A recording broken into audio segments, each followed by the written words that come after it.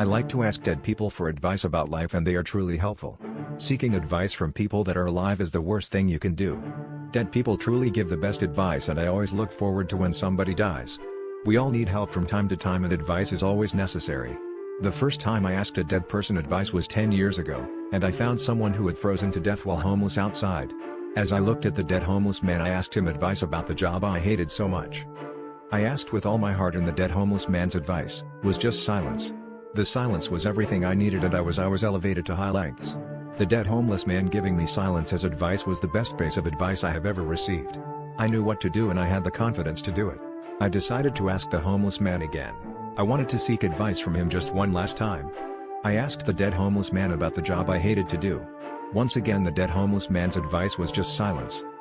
The silence was so profound, and I knew what to do about the job I hated.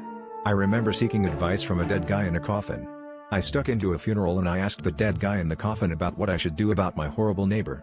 The dead guy in the coffin gave me advice that was just silence.